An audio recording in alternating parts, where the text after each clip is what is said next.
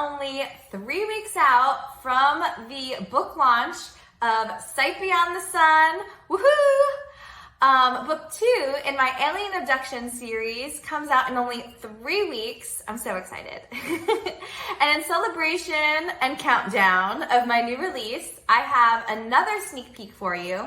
In my last video, I gave you the opening pages, and so for today's sneak peek, I'm going to be giving you an inside scoop from our heroine's points of view. Before noticing the existence of boys, before developing a sense of sarcasm and a taste for adrenaline, Kinsley Switch Morales fell head over heels for explosives.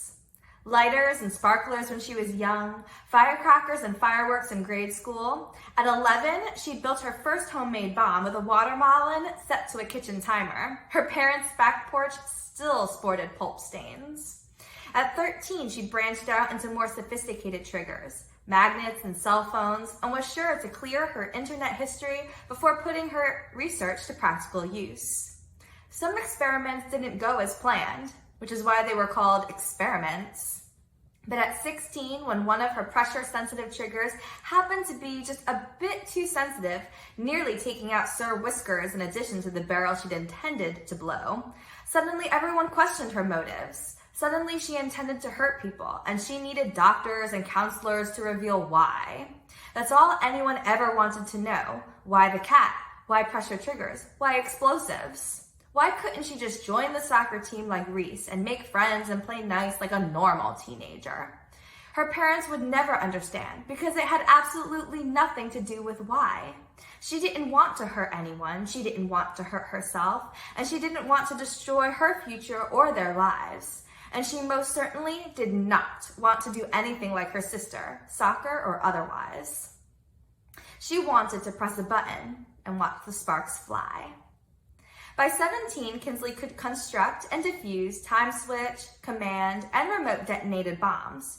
She could dismantle and reassemble 3, 4, 6, and 8-cylinder combustion engines and hotwire near any motor vehicle. And according to the flight simulator, she'd worked like a dog at Mickey's body shop the previous summer to earn. She could land a Cirrus SR-22 nearly as well as she could take off. Her parents were enthusiastically supportive of her side passions for engines and aviation, anything that didn't risk burning the house to the ground. But it wasn't until she joined the Army that her unconventional talents were truly appreciated. 2 years in, Sergeant Colt Brandon, Special Forces, recruited her to join his ops team, and from that moment forward, for the first time in 20 years, Kinsley felt something inside her click into alignment.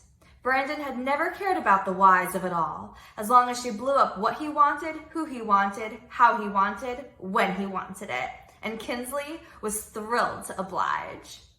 Little did she know at the time that her proclivity for danger, her obsession with explosives, and all that field experience would come so in handy after being abducted by aliens.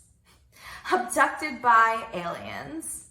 Of all the many ways Kinsley had envisioned herself leaving Earth, an alien abduction had never been one of them. Exploding in an IED of her own making? Sure. Exploding in an IED of someone else's making? Absolutely. Particularly during that last especially hairy mission in Yemen.